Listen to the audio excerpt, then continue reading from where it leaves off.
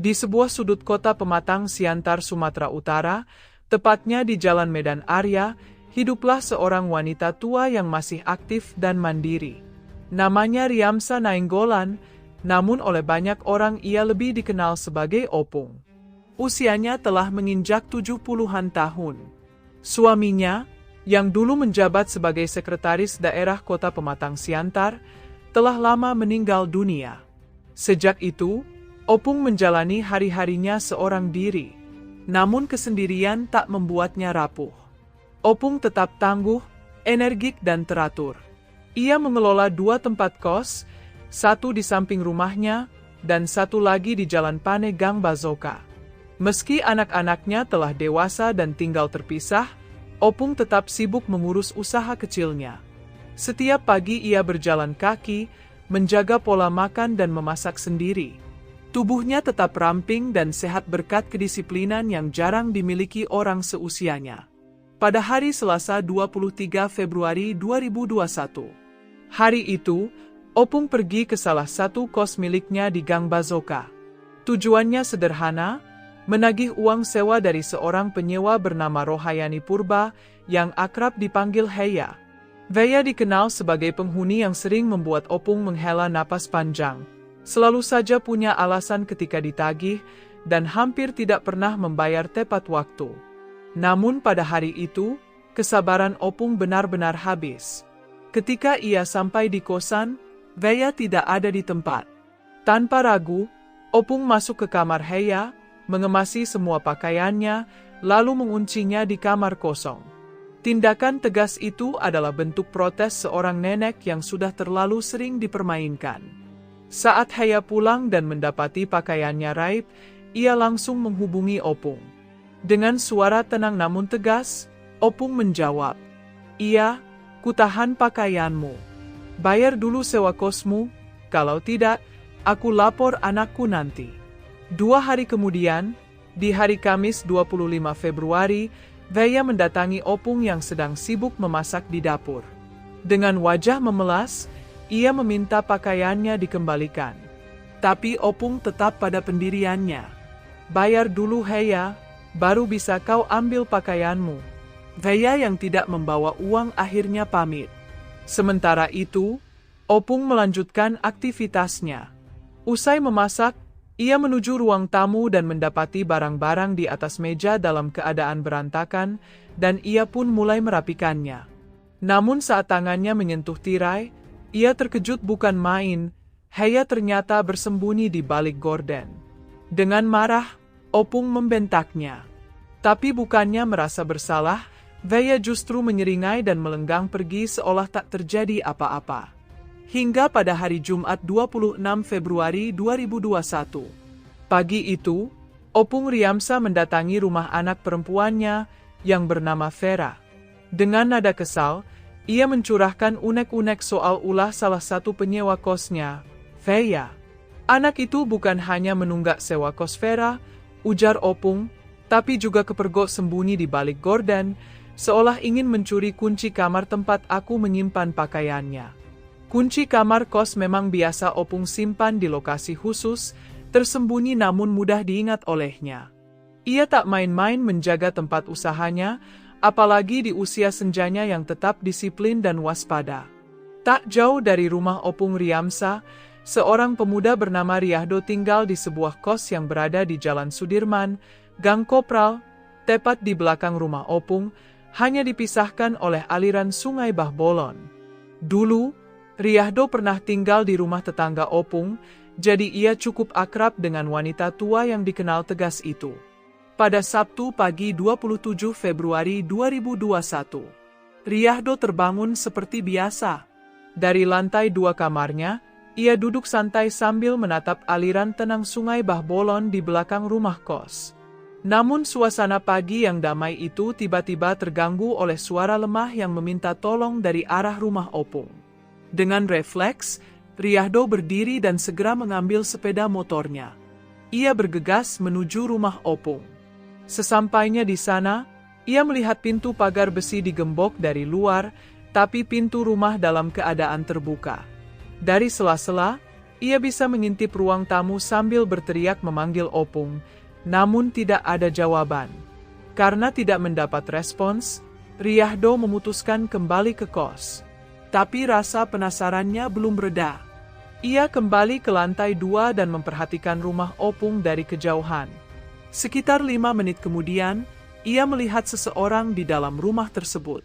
Seorang perempuan, mengenakan masker, tampak menyapu lantai dasar rumah Opung. Gerak-geriknya tenang, seperti tak ada hal aneh yang terjadi. Lalu, tanpa ragu, ia membuang kotoran sapuannya langsung ke sungai Bah Bolon lewat jendela belakang. Tiba-tiba, perempuan itu mendongak. Pandangan matanya bertemu dengan mata Riyahdo. Sekilas, hening, tapi bukannya panik, perempuan itu hanya menatap tenang, lalu kembali berlalu seperti biasa. Riyahdo sempat berpikir, mungkin itu keluarga Opung yang sedang membantu bersih-bersih. Ia pun mencoba menenangkan pikirannya. Tapi entah kenapa, ada perasaan tidak enak yang terus mengganggunya. Sabtu pagi 27 Februari 2021, pukul 10. Lamhot dan istrinya, Renata, anak dan menantu Opung Riamsa, datang ke rumah sang nenek di Jalan Medan Area. Bersama mereka, turut serta seorang anak kecil, cucu Opung yang biasanya disambut hangat. Tujuan mereka sederhana, mengambil makanan dan minuman yang setiap hari disiapkan Opung untuk para tukang bangunan yang sedang merenovasi properti keluarga di Jalan Nias. Namun pada hari itu terasa berbeda, mereka sudah berulang kali memanggil, namun Opung tidak juga menjawab. Pintu rumah pun tertutup rapat, mereka mengira Opung sedang keluar, Lamhot dan keluarganya memutuskan untuk pergi. Namun keganjilan itu tidak lepas dari pikiran mereka. Sekitar 30 menit kemudian mereka kembali. Kali ini, pintu pagar besi bagian luar sudah tidak terkunci. Tapi anehnya, pintu utama rumah justru dalam keadaan terkunci. Lamhot lantas mengambil kunci cadangan yang biasa disimpan Opung di dekat kusen pintu. Ia membuka dan masuk ke dalam rumah. Mereka terus berteriak memanggil Opung berulang kali, tapi suasana di dalam rumah sunyi senyap. Handphone milik Opung pun tidak bisa dihubungi, tidak aktif. Mereka mencari ke seluruh penjuru rumah, dari lantai dasar hingga lantai 2. Tapi Opung tak ditemukan. Kamar tidurnya pun terkunci dari luar. Merasa ada yang tidak beres, Lamhot mendobrak pintu kamar, namun kamar itu kosong. Tidak ada tanda-tanda keberadaan Opung. Dalam situasi bingung dan cemas, Renata mencoba menghubungi salah satu penghuni kos milik Opung yang berada di Jalan Pani, Gang Bazoka. Ia menelepon Heya, si penghuni yang sempat berselisih dengan Opung beberapa hari sebelumnya. "Heya, Opung ada di sana tidak?" tanya Renata. "Tidak ada, Kak," jawab Heya. Lalu tanpa ditanya lebih lanjut, Heya mengeluh. "Aku mau pindah kos, Kak. Aku udah tidak cocok di sini." Renata yang terkejut pun langsung bertanya, "Kenapa pindah?" "Ada penghuni yang mau menghajar aku, Kak. Aku nggak tahan." Jawaban itu membuat Renata curiga. Ia memutuskan untuk mendatangi langsung kosan di Gang Bazoka. Sekalian, ia ingin menagih tunggakan uang sewa Heya, karena sebelumnya Opung pernah mengeluh bahwa Heya belum membayar sepeser pun. Sesampainya di kos, Heya ternyata tidak ada di tempat. Renata lalu bertanya pada penghuni lain. "Opung sempat ke sini tidak?" "Tidak ada, Kak," jawab salah satu penghuni. Renata juga menanyakan klaim Heya soal ancaman kekerasan dari penghuni lain. Tapi jawaban yang ia dapatkan justru sebaliknya. "Heya itu bohong, Kak. Tidak ada yang mau menghajar dia." Kesal merasa dibohongi, Renata langsung menelepon Heya kembali dan berkata, "Omonganmu itu bohong semua, pandai kali kau bikin cerita," ujarnya tegas. Renata pun kembali ke rumah mertuanya dan melapor pada Lamhot bahwa Opung tidak ditemukan di kos Gang Bazoka. Mereka menunggu di rumah dengan harapan Opung akan segera muncul. Tak lama kemudian, kejadian tak terduga terjadi. Heya tiba-tiba datang ke rumah Opung sambil menyerahkan selembar uang Rp400.000. "Ini, Kak, uang kos, Hasil aku ngelonte tadi malam, ucapnya enteng. Renata tertegun mendengar jawaban seterang itu, antara kaget dan tak percaya. Namun sebelum sempat berkata apa-apa, Veya langsung berbalik dan pergi begitu saja. Renata dan Lamhot hanya bisa saling pandang. Dalam hati, mereka bertanya-tanya, kenapa tiba-tiba Heya membayar uang kos, dan di mana sebenarnya Opung berada. Namun segalanya belum berakhir, justru saat itulah firasat buruk mulai muncul. Renata, yang masih berada di rumah mertuanya, memperhatikan anaknya memegang sesuatu yang tampak seperti gumpalan kapas. Rasa penasaran membawanya ke dekat wastafel dapur, di sanalah ia menemukan kapas-kapas berserakan. Instingnya sebagai anak mulai terusik, ia menyapu pandangan ke sekeliling dapur, lalu mendapati sebuah kardus dengan noda merah mencolok di permukaannya. Renata mendekat, lalu mencium noda tersebut. Aroma khas logam langsung menyergap inderanya, ia yakin itu bukan cat, melainkan darah. Dengan cepat ia memberitahu suaminya, Lamhot. Tapi Lamhot tampak berusaha menenangkan keadaan. Ah, itu cuma cat, mungkin bekas renovasi, ujarnya mencoba berpikir logis. Mereka sepakat untuk tetap berpikir positif. Mungkin Opung sedang keluar, entah ke pasar, ke rumah teman, atau sedang mengurus sesuatu di luar. Tapi waktu terus berjalan. Hingga pukul 2 siang, Opung tak kunjung kembali.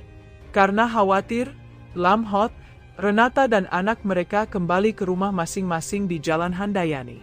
Tapi hati mereka tidak tenang. Sekitar pukul 3 sore, mereka kembali lagi ke rumah Opung di Jalan Medan Area. Namun, situasinya tetap sama, sunyi. Hingga akhirnya, sekitar pukul 8 malam, mereka memutuskan untuk melapor ke pihak berwajib. Di Polres Pematang Siantar, laporan diterima oleh seorang petugas piket bernama Syaiful. Lamhot menyampaikan bahwa ibunya, Riamsa Nainggolan, telah hilang secara misterius. Ia juga menyebutkan adanya hal-hal mencurigakan di rumah, kapas berserakan dan noda merah seperti darah. Tanpa menunda, Syaiful dan beberapa anggota polisi langsung menuju lokasi. Setibanya di rumah Opung, Lamhot menjelaskan bahwa ia sudah mencari ke seluruh penjuru rumah, namun tidak menemukan ibunya. Polisi memulai pencarian, memeriksa lantai 1 dan 2. Saat mereka berada di lantai dasar, Syaiful menunjuk satu pintu tertutup. Itu ruangan apa? Tanyanya. Gudang, jawab Lamhot. Coba kau periksa, ujar Syaiful sambil mendorong pintu itu sedikit terbuka. Dengan senter ponsel, Lamhot mengintip ke dalam ruangan yang gelap. Ada? Tanya Syaiful. Enggak ada, jawab Lamhot ragu, lalu menutup pintu kembali. Mereka lalu keluar rumah dan menanyai penghuni kos di sebelah, yang juga milik Opung. Menurut para penghuni, Opung tidak keluar rumah sejak pagi. Polisi merasa ada yang tidak beres, mereka kembali masuk dan memutuskan untuk menyisir ulang bagian dalam rumah. Kali ini, Syaiful memberi instruksi lebih tegas. Langsung masuk ke dalam gudang. Periksa dengan seksama. Lamhot pun membuka pintu gudang sepenuhnya. Dengan langkah ragu ia masuk, dan begitu cahaya senter menyapu ruangan, teriakan keras terdengar. Tubuh Riamsa Nainggolan ditemukan tergeletak tak bernyawa di dalam gudang. Wajahnya lebam, di bagian pelipis dan sikunya terlihat luka-luka. Tangisnya pun pecah, kepanikan menyebar. Lokasi langsung diamankan, polisi memasang garis kuning dan menetapkan rumah tersebut sebagai tempat kejadian perkara. Tidak lama kemudian, kabar duka menyebar cepat. Keluarga Opung berdatangan. Warga sekitar mulai berkerumun di depan rumah, menatap penuh tanda tanya. Sore itu, Riyahdo baru saja pulang kerja. Sesampainya di sekitar kosannya di Jalan Sudirman Gang Kopral, matanya langsung menangkap pemandangan tak biasa, kerumunan warga, deru sirine, dan garis polisi membentang di depan rumah Opung Riamsa. Ia segera menghampiri, detak jantungnya berpacu ketika mendengar kabar bahwa Opung Riamsa ditemukan tewas di dalam gudang rumahnya sendiri. Riah-do tercekat, ia tak menyangka teriakan yang ia dengar di pagi hari adalah panggilan minta tolong yang sebenarnya. Tanpa menunda, ia segera menghampiri polisi dan menyampaikan kesaksiannya. Tadi pagi, sekitar pukul 8, Riah-do sempat mendengar suara samar, seperti seseorang yang berteriak minta tolong dari arah rumah Opung. Tak lama setelah itu, ia melihat seorang perempuan bermasker sedang membersihkan lantai dasar rumah Opung. Perempuan itu terlihat tenang, menyapu lantai, lalu membuang sesuatu lewat jendela ke sungai Bahbolon di belakang rumah. Sayangnya, wajah perempuan itu tak dikenali karena tertutup masker. Tapi jelas, ia bukan anggota keluarga Opung. Sementara itu, polisi juga mendapat sejumlah informasi penting dari keluarga dan para penghuni kos. Salah satu nama yang kerap disebut adalah Heya, seorang penghuni kos yang kerap bermasalah dengan Opung. Heya dikenal sering menunggak uang sewa, bahkan belakangan ini kembali tidak membayar hingga akhirnya Opung menyita pakaiannya. Hubungan keduanya memang sudah memanas. Heya pun masuk dalam daftar tersangka utama. 3 hari setelah kejadian, polisi berhasil membekuk Heya. Saat itu ia sedang makan siang di sebuah warung di Jalan Gatot Subroto, kawasan Medan Petisah. Perempuan itu langsung digelandang ke Polres Pematang Siantar untuk menjalani pemeriksaan. Di ruang interogasi, Heya akhirnya mengakui perbuatannya, dialah yang membunuh Riamsa Nainggolan. Nama aslinya adalah Rohayani Purba, lahir pada November 1988. Heya adalah warga Tanjung Mariah, Kabupaten Simalungun. Sehari-hari, ia berjualan pakaian di kota Pematang Siantar. Perkenalannya dengan Opung bermula pada tahun 2020 saat ia pertama kali indekos di rumah kos milik Opung di Jalan Medan Arya. Tapi baru 2 bulan tinggal, Heya sudah membuat ulah. Ia kedapatan mencuri laptop dan uang milik penghuni lain. Setelah ketahuan, ia sempat meminta maaf, namun Opung tetap mengusirnya dari kos. Namun Heya tidak kapok. Pada November 2020, ia kembali datang dan memohon untuk tinggal di kosan Opung yang lain di Jalan Medan Area. Opung menolak, tapi menyarankan agar Heya pindah ke kos miliknya yang lain di Gang Bazoka. Di sanalah Heya kembali tinggal, tapi kelakuannya tidak berubah. Ia selalu telat membayar sewa, bahkan sering menunggak selama berbulan-bulan. Tidak hanya itu, ia juga beberapa kali dipercaya penghuni lain untuk menyampaikan uang sewa kepada Opung, tapi uang itu tidak pernah sampai. Puncaknya, ketika Heya kembali tak membayar sewa, Opung akhirnya menyita seluruh pakaian Heya dan mengancam akan melaporkannya kepada anak-anaknya. Heya pun naik pitam, amarah dan dendam yang sudah lama ia pendam meledak, dan dari situlah tragedi berdarah itu dimulai. Menurut pengakuan Heya kepada penyidik, kejadian tragis itu bermula pada Sabtu pagi, 27 Februari 2021. Saat itu, Heya mendatangi rumah Opung Riamsa di Jalan Medan Area untuk membicarakan pakaian miliknya yang disita. Dengan nada memelas, Heya memohon agar pakaian itu dikembalikan. Ia juga meminta kelonggaran waktu untuk membayar tunggakan kos, dan berharap Opung tidak melaporkan masalah ini kepada anak-anaknya. Ia khawatir akan diusir dari kos-kosan. Namun, permohonan itu tak membuat hati Opung luluh. Sebaliknya, Opung justru naik pitam, ia menolak mentah-mentah permintaan Heya dan mulai memarahinya. Menurut pengakuan Heya, dalam kondisi emosi yang masih tinggi, Opung sempat memintanya untuk membawa pisau dan buah nanas dari lantai atas ke dapur di lantai bawah. Heya menurut, ia turun lebih dulu sambil membawa nanas dan pisau, sementara Opung menyusul dari belakang sambil terus mengomel. Namun, di tengah tangga, emosi Heya memuncak. Ia merasa dipermalukan, disepelekan, dan direndahkan. Tanpa pikir panjang, ia mendorong tubuh renta Opung yang berada tepat di depannya. Seketika, Opung terpeleset, nanas dan pisau terlempar, tubuh Opung pun terguling di tangga sambil berteriak histeris minta tolong. Melihat Opung masih hidup dan menjerit, Heya panik. Ia lantas mengambil bantal kursi dari ruang tamu dan membekap wajah Opung dengan keras. Di tengah pergulatan itu, Veya melihat pisau yang sebelumnya terjatuh berada dekat kepala Opung. Dengan satu tangan masih membekap menggunakan bantal, tangan satunya meraih pisau dan menusukkannya secara membabi buta. Pisau itu menembus bantal, melukai wajah dan tubuh Opung. Ketika Opung mulai melemah dan tak lagi bergerak, Veya menyeret tubuhnya ke gudang yang berada di lantai bawah. Ia meletakkan jasad Opung di dalam, lalu menutup rapat pintu gudang seolah tidak pernah terjadi apa-apa. Namun perbuatannya tidak berhenti di situ. Dengan terburu-buru, Veya membersihkan lantai dari bercak darah menggunakan kain pel. Ia juga memunguti kapas bantal yang berhamburan akibat insiden tersebut, lalu membuangnya melalui jendela ke Sungai Bahbolon di belakang rumah, bersama pisau dan bantal yang sudah rusak. Setelah merapikan keadaan, Veya mengambil ponsel milik Opung, dompet berisi uang tunai sebesar Rp800.000, serta kunci-kunci rumah. Sebelum pergi, ia mengunci pintu rumah dari luar, lalu membawa serta kuncinya. Yang lebih mengejutkan, setelah semua itu dilakukan, Veya masih sempat menemui Renata, menantu Opung, dan menyerahkan uang sebesar Rp400.000 sebagai pembayaran tunggakan kos, uang yang ternyata diambil dari dompet korban. Setelah melakukan aksi keji yang mengakhiri hidup Opung Riamsa, Veya sama sekali tidak menunjukkan penyesalan.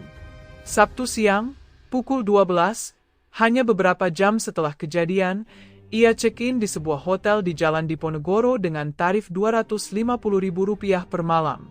Namun malam itu, tepatnya Minggu dini hari pukul 2, Veya melakukan sesuatu yang kembali mengejutkan. Ia menghubungi seorang pria yang dikenal sebagai sopir angkot dan mengajaknya datang ke hotel. Di kamar, keduanya melakukan hubungan intim. Setelah selesai, Veya memberikan uang rokok sebesar Rp130.000 kepada pria tersebut. Keesokan paginya, Veya memutuskan untuk melarikan diri. Menurut pengakuannya kepada polisi, ia kabur ke Kabanjahe dengan menumpang bus. Dari sana, ia melanjutkan perjalanan ke Medan dan menginap di rumah salah satu keluarganya. Namun pelariannya tak berlangsung lama. Selasa, 2 Maret 2021, tim kepolisian dari Pematang Siantar berhasil meringkus Heya di Medan. Ia langsung dibawa kembali ke Siantar untuk diperiksa lebih lanjut. Di tengah pemeriksaan, Lamhot, anak kandung Opung Riamsa, mengungkapkan keraguannya. Ia tak yakin Heya melakukan pembunuhan itu seorang diri. Lamhot mengaku, saat mencari ibunya pada Sabtu 27 Februari, ia sempat melihat 4 orang pria mondar-mandir di depan rumah Opung. Ia menduga mereka hendak menghilangkan barang bukti, tapi membatalkan niat karena mengetahui Lamhot masih berada di dalam rumah. Namun Heya membantah tudingan itu. Ia bersikeras bahwa semua dilakukan seorang diri. Sopir angkot yang sempat bersamanya di hotel pun membantah keterlibatannya dalam pembunuhan. Sidang kasus pembunuhan Riamsa digelar di Pengadilan Negeri Pematang Siantar.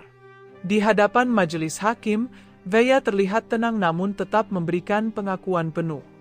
Majelis hakim akhirnya menyatakan Heya bersalah atas 2 kejahatan berat, pembunuhan dan pencurian. Dalam pertimbangannya, hakim menyebut beberapa hal yang memberatkan. Korban adalah seorang wanita lanjut usia yang tidak berdaya. Veya adalah penyewa kos yang seharusnya menghormati pemilik rumah. Setelah membunuh, Heya justru berusaha menutupi kejahatannya dengan berpura-pura membayar uang kos kepada keluarga korban menggunakan uang hasil curian. Sedangkan hal yang meringankan, Veya bersikap sopan selama persidangan dan belum pernah dihukum sebelumnya. Ia juga mengaku telah berpisah dari suaminya dan memiliki anak. Di hadapan hakim, Veya sempat menangis dan meminta keringanan hukuman sambil menyebut bahwa ia ingin pulang demi anaknya. Namun semua itu tak cukup menghapus perbuatannya. Majelis hakim menjatuhkan vonis 18 tahun penjara kepada Heya. Sosok Opung Riamsa sendiri dikenal sebagai wanita yang mandiri. Meski sudah lanjut usia dan tinggal seorang diri di rumahnya di Jalan Medan Area, ia tetap aktif mengurus usaha kos-kosan. Menurut kesaksian para penghuni kos, anak-anak Opung kerap datang menjenguk, termasuk Lam Hot. Hubungan Heya dan Opung pun sebelumnya tampak cukup dekat. Heya sering ikut belanja ke pasar bersama Opung, meski niatnya ternyata bukan sekadar membantu, melainkan juga kerap meminta uang. Opung Riamsa dulunya adalah mantan istri seorang pejabat sekda. Namun di masa tuanya, ia justru menjadi korban dari orang yang tinggal di bawah atap yang sama. Dan begitulah akhir tragis dari kisah Rohayani Purba alias Heya, penyewa kos yang sejak awal menyimpan tanda-tanda bahaya. Red flags yang diabaikan, akhirnya membawa maut. Terima kasih telah menonton sampai akhir, sekian dulu ceritaku kali ini, dan sampai jumpa di ceritaku selanjutnya.